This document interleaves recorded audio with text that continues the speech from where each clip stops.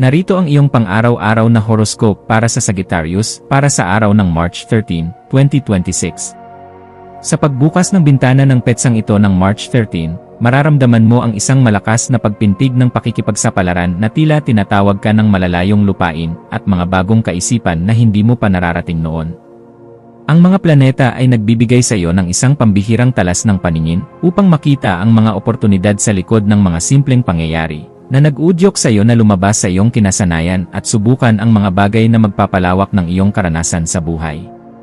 Huwag kang mag-atubiling yakapin ang mga pagbabagong dumarating dahil ang bawat sandali ng iyong paghahanap ng karunungan ngayong maghapon ay magdadala sa iyo sa isang mas mataas na antas ng kamalayan at magbibigay ng bagong ningning sa iyong mga pangarap patungo sa tagumpay.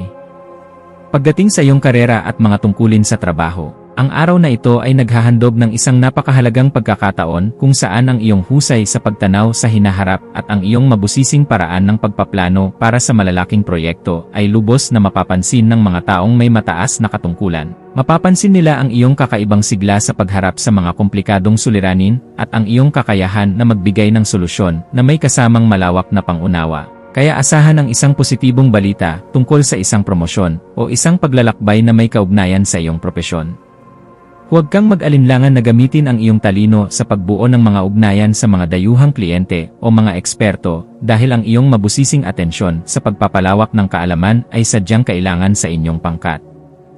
Sa usaping pananalapi, ang petsang ito ay humihingi ng isang matalinong pagsusuri sa iyong mga nagawang budget upang masiguro na ang bawat bahagi ng iyong kita ay hindi lamang nagagastos sa mga panandaliang saya kundi na ilalagak sa mga bagay na magbibigay sa iyo ng tunay na kalayaan sa hinaharap.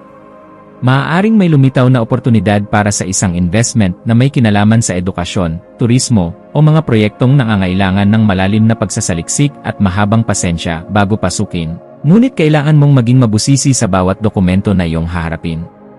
Ang pagiging masinop sa iyong mga gastusin at ang paglalaan ng sapat na halaga para sa iyong mga adhikain na makapaglakbay at matuto ay magbibigay sa iyo ng ganap na kagaanan sa loob ng iyong puso at katiyakan sa bawat hakbang.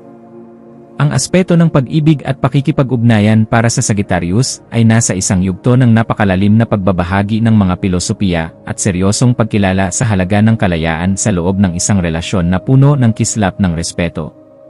Ang pagpapakita ng iyong pagmamahal sa pamamagitan ng pag-aaya sa iyong kapareha sa isang lugar na puno ng kasaysayan o ang pakikipag-usap ng mahinahon tungkol sa inyong mga paniniwala ay lalong magpapatatag sa inyong ugnayan sa bawat sandali ng inyong pagsasama.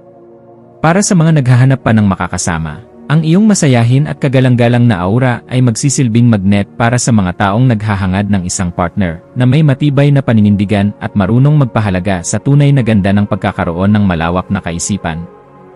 Ang iyong kalusugan ay dapat maging isa sa iyong mga pangunahing prioridad sa pamamagitan ng pagbibigay ng sapat na atensyon sa iyong mga hita, balakang, at sa iyong pangkalahatang lakas na maaaring makaramdam ng pagod dahil sa iyong matinding paggalaw at pagbisita sa iba't ibang lugar. Ang iyong katawan ay humihiling ng sapat na stretching at pagkain ng mga pagkaing nagbibigay ng matagal na enerhiya upang mapangalagaan ang iyong ningning habang tinatapos mo ang iyong mga mabusising obligasyon ng may sapat na katuwiran at lakas sa bawat hakbang. Ang pagsasagawa ng mga outdoor na aktibidad o ang simpleng pagtakbo sa ilalim ng mga puno upang muling kumonekta sa kalikasan ay makakatulong upang mailabas ang mga negatibong vibes at mapalitan ito ng sariwang inspirasyon. Sa iyong pakikipagkapwa-tao, ang iyong papel bilang isang matalinong guro at mapagkakatiwalaang kaibigan ay magiging sentro ng atensyon, lalo na sa mga taong nangangailangan ng iyong mabusising pananaw upang maresolba ang kanilang sariling mga limitadong kaisipan. May isang kakilala o malapit na kasama na maaaring lumapit sa iyo upang humingi ng tulong tungkol sa kung paano magiging mas positibo ang pananaw sa pagharap sa mga pagsubok, at ang iyong mga salita ay magsisilbing gabay na mahalaga sa kanila. Maging mapagmasid sa bawat pakikipag-usap dahil ang bawat impormasyon na iyong ibabahagi ay nagtataglay ng kapangyarihan na makapagpabago ng pananaw ng iba nang may sapat na paggalang sa kanilang sariling kakayahan at kalayaan sa bawat kilos na kanilang gagawin. Ang iyong malikhaing isipan ay magkakaroon ng pambihirang kislap sa hapon, lalo na sa mga gawaing may kinalaman sa pagsusulat ng iyong mga karanasan, pagkuha ng mga litrato ng kalikasan, o anumang paraan ng pagpapahayag na nagpapakita ng iyong pagiging mabusisi sa sining ng pagkukwento. Huwag mong limitahan ang iyong sarili sa mga nakasanayang estilo lamang, bagkus ay subukan ang mga makabagong teknolohiya na magpapakita ng iyong galing habang pinapanatili ang kalidad at dangal ng iyong mga gawa para sa iyong sariling kaganapan. Ang pagbuo ng isang bagay na may layuning magbigay ng kalinawan at saya sa pakiramdam ng marami sa pamamagitan ng iyong mga natatanging talento ay nagbibigay sa iyo ng ganap na kagalakan na sadyang napakahalaga para sa iyong asenso. Para sa pamilya, asahan ang isang kaganapan sa loob ng tahanan na mangangailangan ng iyong pagiging mahinahon upang maging maayos ang takbo ng inyong samahan sa kabila ng mga posibleng maliliit na usapin tungkol sa inyong mga planong pag-alis.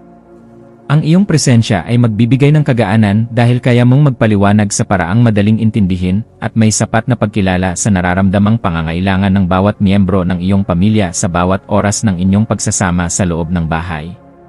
Maging mapagpatawad sa mga pagkukulang ng iyong mga mahal sa buhay at maging isang gabay na laging handang tumulong sa pag-aayos ng anumang aberya. Dahil ang matatag na pundasyon sa loob ng tahanan ang tunay mong sandigan sa bawat hamon na kailangang lampasan.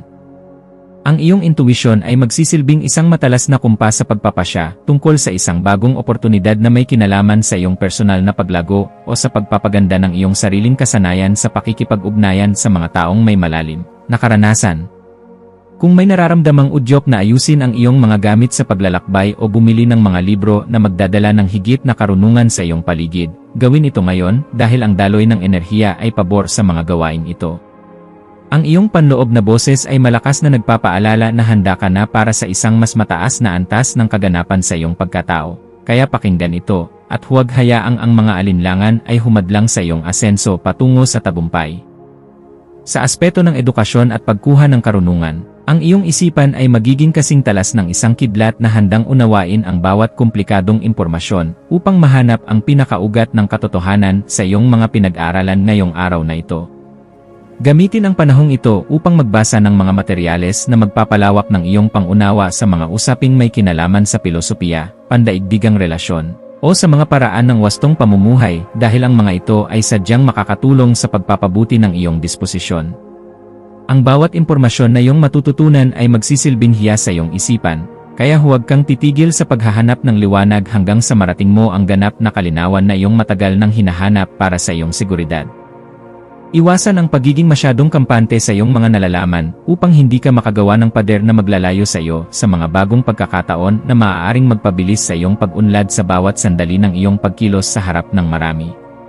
Ang pagpapanatili ng isang balanse sa pagitan ng iyong matinding paniniwala at ng iyong pagiging mahinahon sa pakikinig sa opinyon ng iba ay isang kasanayan na dapat mong pagtuunan ng pansin ngayong araw upang mas lalo kang irespeto ng lahat. Ang pagpili sa kung ano ang nakakabuti sa iyong pangmatagalang mithiin nang hindi isinasakripisyo ang iyong mga prinsipyo ay magbibigay sa iyo ng mas mabilis na resulta at mas malalim na kagalakan sa bawat sandali ng iyong pakikipagsapalaran. Ang iyong espiritual na aspeto ay nangangailangan din ng pagkalinga sa pamamagitan ng paghahanap ng sandali ng katahimikan sa gitna ng iyong abalang schedule upang muling makakonekta sa iyong panloob na lakas na nagbibigay ng direksyon sa iyong buhay. Ang pagninilay-nilay tungkol sa iyong mga tunay na hangarin para sa isang makabuluhang pamumuhay na puno ng kislap ng katotohanan ay magbibigay sa iyo ng sagot kung bakit kailangan mong maging matatag at kung paano mo magagamit ang iyong talino para sa kabutihan. Ang pagpapasalamat sa bawat biyaya, maliit man o malaki, na iyong natatanggap ay magbubukas ng pinto para sa mas marami pang milagro, kaya panatilihin ang iyong integridad at ang iyong pagiging marangal sa lahat ng pagkakataon na ibinibigay sa iyo. Maging mapagmasid sa mga dokumento, email, o mga mensaheng iyong matatanggap ngayong hapon, lalo na ang mga may kinalaman sa iyong mga personal na proyekto, kontrata sa trabaho, o mga legal na usapin na may kinalaman sa iyong mga ari-arian, at siguraduhin na naintindihan mo ang bawat detalye. Ang paghingi ng payo sa mga taong may sapat na karanasan sa iyong larangan o sa iyong mga mentor ay isang matalinong hakbang na dapat mong gawin upang maprotektahan ang iyong mga interes at ang iyong pinaghirapan sa loob ng mahabang panahon. Ang pag-iingat sa ganitong mga usapin ay magbibigay sa iyo ng kapanatagan na ang iyong mga hakbang ay nasa loob ng katuwiran at hindi ka malalagay sa alanganin dahil lamang sa kakulangan sa mabusising pagsusuri. Sa pagdating ng gabi, maglaan ng oras upang ayusin ang iyong kapaligiran at ang iyong isip sa pamamagitan ng paggawa ng mga bagay na nagpapakalma sa iyong sistema gaya ng pagliligpit ng iyong mga libro o ang pag-aayos ng iyong backpack para sa susunod na araw. Ang kaayusan sa iyong kapaligiran ay direktang nakakaapekto sa iyong pakiramdam. Kaya ang pagliligpit ng iyong mga kagamitan at ang pag-aayos ng iyong kwarto ay makakatulong upang maalis ang mga tensyon sa iyong isipan na dulot ng sobrang pagpapakapagod sa maghapon. Ang pagpapasalamat sa bawat tagumpay na iyong nakamit sa araw na ito ay magpapanatili sa iyong positibong disposisyon na siyang magsisilbing magnet para sa mas magagandang balita na darating sa iyong pintuan bukas para sa iyong patuloy na ikaunlad. Bilang huling payo para sa iyo, laging tandaan na ang tunay na lakas ay matatagpuan sa pagkakaroon ng isang mapayapang puso na laging handang umunawa sa sarili at sa ibang tao nang may sapat na pagmamahal sa bawat sandali ng iyong pagkilos. Manatiling nakatutok sa iyong sariling landas habang nagpapakita ng malasakit sa mga taong nasa paligid mo, dahil ang kaganapan ng iyong pagkatao ay matatagpuan sa pagbabahagi ng iyong liwanag ng may dangal sa lahat ng pagkakataon na ibinibigay sa iyo. Hayaang ang liwanag ng karunungan ang maging gabay mo sa pagtahak sa daan ng iyong mga adhikain, at maniwala ka na sa bawat pagsusumikap mo na magpakita ng kabutihan. Mayroong magandang bukas na naghihintay para sa iyo sa bawat sandali ng iyong buhay. Ang iyong mga maswerteng numero para sa araw na ito ay 9, 14 at 19. Ang iyong maswerteng kulay ay lila o asul na sumisimbolo sa karunungan at malawak na pananaw. At ang maswerteng gawain para sa araw na ito ay ang pagbabasa ng isang makapal na aklat, ang mabusising pag-aayos ng iyong itinerary, o ang pakikipag-usap sa isang mentor upang muling mahanap ang iyong kagalakan at sigla sa buhay.